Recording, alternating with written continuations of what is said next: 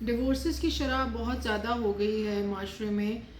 جہاں ڈیورسز کی اور بہت ساری ریزنز ہو سکتی ہیں. تو as a doctor, as a aesthetic physician, مجھے بھی کچھ ریزنز سمجھ آتی ہیں کلینک میں کہ کیا ریزنز ہو سکتی ہیں. ہمارے پاس جب بچیاں آتی ہیں کلینک میں تو وہ عبایا پہنا ہوتا ہے، ان کو بہت زیادہ تربیت پہ فوکس ہے. ماشاءاللہ شریف بچیاں ہیں، اچھی فیملیز کی بچیاں ہیں. لڑکیوں کی تربیت پہ ہم نے اتنا فوکس کر دیا ہے، اتنا فوکس کر دیا ہے کہ لڑکیاں جو ہیں ان کی جو استھیٹک ایک گرومنگ ہونی تھی وہ بھی ہم نے پردے اور اسلام کے نام پہ زیرو کر دی ہے. لڑکیاں 26 28 سال کی 30 سال کی ہو جاتی ہیں، ان کی باڈی لیزرز شروع نہیں ہو رہی، ان کی ویکسنگ نہیں ہوئی، ان کو پرائیویٹ پارٹ لیزر کا نہیں پتہ، ان کو آج کل جو ہے. اور لڑکے جو ہیں وہ ماشاءاللہ سے اتنے کھلے انوائرمنٹ میں پل رہے ہوتے ہیں، ان کو باہر آنے جانے کی اجازت ہے، ہر قسم کی ویڈیوز دیکھ رہے ہیں، ہر قسم کا وہ مٹیریل دیکھ رہے ہیں نیٹ کے اوپر، اور پھر اسی مٹیریل، ان موویز، ان سب چیزوں کے مطابق ان کی ایکسپیکٹیشنز ہیں اپنی وائف سے. اور جب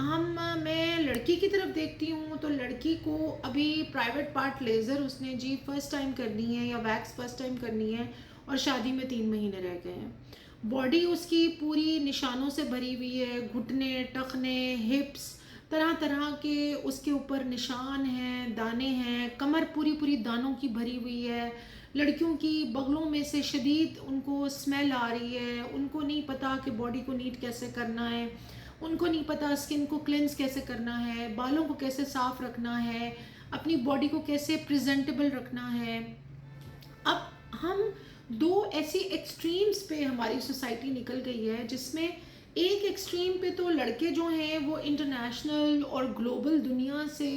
وابستہ ہر قسم کی ویڈیوز دیکھ رہے ہیں، ہر چیز دیکھ رہے ہیں، اور اسی حساب سے ان کی اپنی بیگمات سے، ہونے والی بیوی سے توقعات ہیں. اور لڑکیاں جو ہیں وہ اس قدر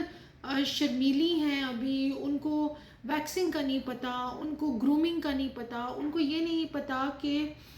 فالتو کا میک اپ یا بے حیائی کہاں سے شروع ہوتی ہے، اور خود کی صفائی اور بیسک جو استھیٹکس ہے وہ کیا ہوتی ہے.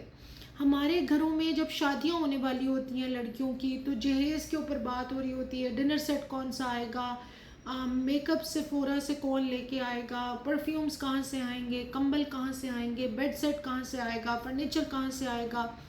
مگر پورے گھر میں کوئی ایک بہن، کوئی ایک ماں، کوئی ایک دوست، کوئی ایک بندہ ایسا نہیں ہوتا جو شادی سے 1 سال پہلے، 1.5 سال پہلے، 6 مہینے پہلے جب لڑکی کے لیے آپ رشتے دیکھنا شروع کرتے ہیں، آپ اس کو بات کرنا شروع کریں کہ آپ کی جو شادی ہو رہی ہے وہ کسی نے آپ کو لائف پارٹنر بنا کے لے کے جانا ہے، کسی نے آپ کے ساتھ بیڈ روم شیئر کرنا ہے، آپ نے ایک بیڈ شیئر کرنا ہے، آپ نے اکٹھے رہنا ہے. سیلف ہائیجین، اپنے بالوں سے خشکی کو کیسے نکالنا ہے، بالوں کو کیسے نیٹ کلین رکھنا ہے، کانوں کے پیچھے سے اسمیل نہ آئے، بغلوں سے اسمیل نہ آئے، آپ نے کون سے کپڑے کس طرح پہننے ہیں. لڑکیوں کا اپنی باڈی کے بارے میں جو کانفیڈنس ہے وہ زیرو ہے، نیگیٹو 1000 پہ ہوتا ہے.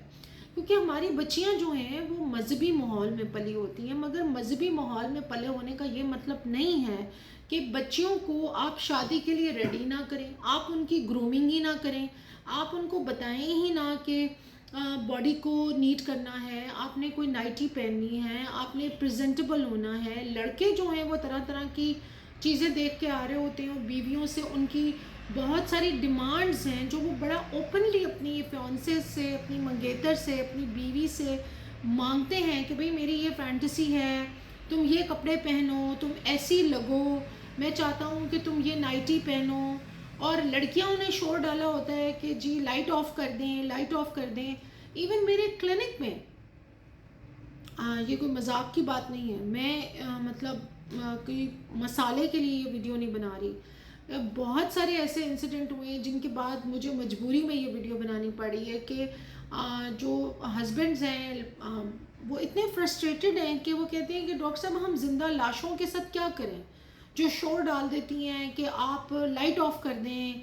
مجھے شرم آ رہی ہے. مجھے وہ ایکچولی میں شرم نہیں ہوتی ہے،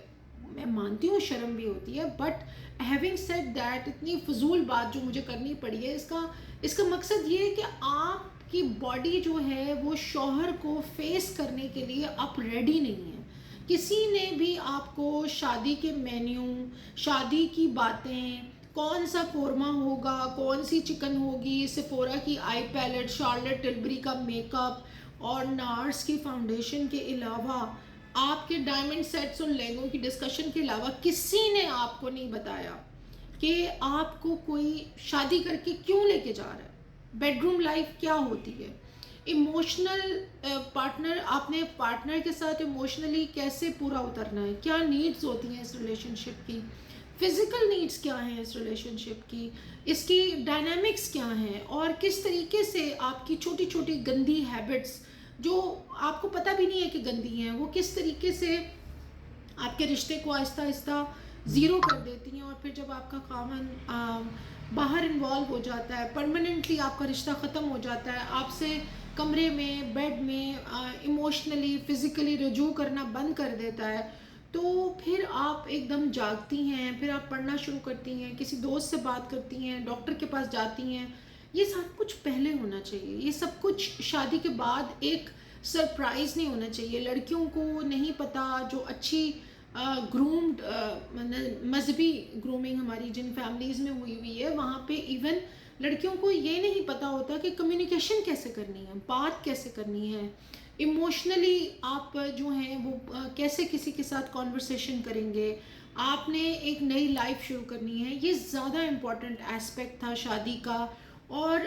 مذہبی ہونے کا مطلب یہ نہیں ہے کہ آپ کو ویکسنگ نہ کرانی ہو، آپ کے ناخن گندے ہوں، آپ کی بغلوں میں سے آپ کی پرائیویٹ پارٹس کی جب پراپر ویکسنگ اور لیزر نہیں ہوتی تو اسمیل بہت جلدی آنا شروع ہو جاتی ہے، آپ کے بالوں میں ڈینڈرف نہیں ہونی چاہیے، آپ نے نیٹ کلین کیسے رہنا ہے. شادی کے پہلے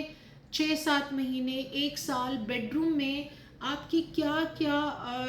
شادی کی ریکوائرمنٹس ہوتی ہیں جو آپ کو پوری کرنی ہے. ان سب چیزوں پر گھر میں کوئی بات نہیں کرتا.